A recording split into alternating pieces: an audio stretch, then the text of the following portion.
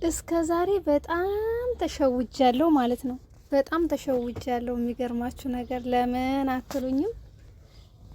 ታክሲ ውስጥም ይሁን ባስ ውስጥም ይሁን ከጋቢና አልገባም። የሚገርማችሁ ከስንት አንድ እንደው እኔ እንጃ ባን ውስጥ አንዴ አስታውሳለሁ ወደ አንቴሊያ ሲሄድ ቦታ አልነበረም ገብቻለሁ እንጂ በጭራሽ ጋቢና ውስጥ አልገባም። እኔ ታክሲም ሆነ ባስም ሆነ ምንም ይሁን መኪና ውስጥ ጋቢና አልገባም። የሚገርማችሁ እና ሴትዮ የራሱ ብዙ ጊዜ ትቆጣኛለች። ከኋላ ገብቼ ቁጭ ስል ለምንድን ነው ጋቢና ማትቀመጪው ምናምን ነገር ብላ ትቆጣኛለች ማለት ነው። እኔ ደግሞ አልለመደብኝም፣ አልወድም።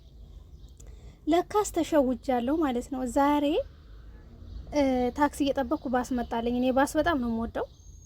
ከዛ ባስ ይመጣልኝ ገባው ባስ ላይ ማለት ነው።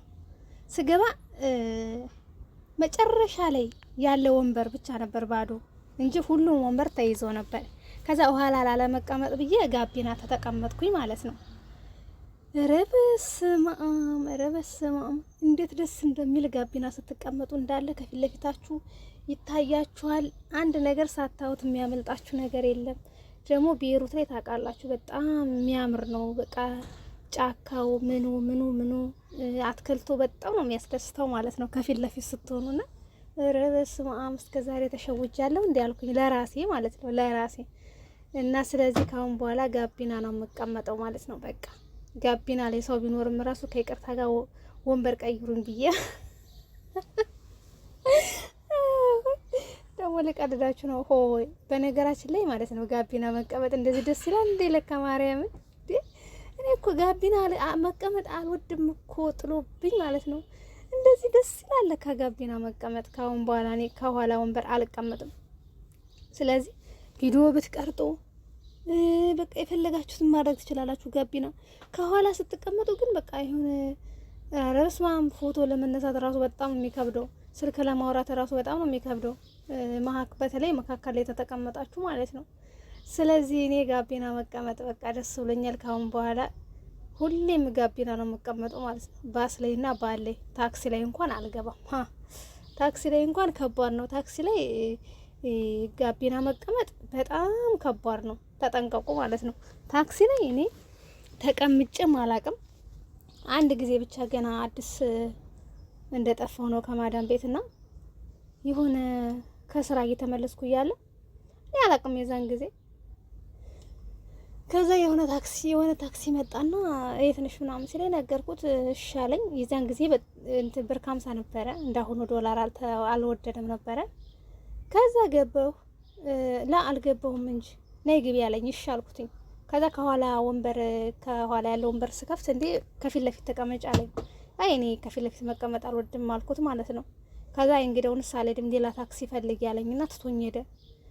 ከዛ እንዴ ምን አስቦ ነው ሰውየው ምናምን የሚፈልገው ብሩን አይደል እንዴ?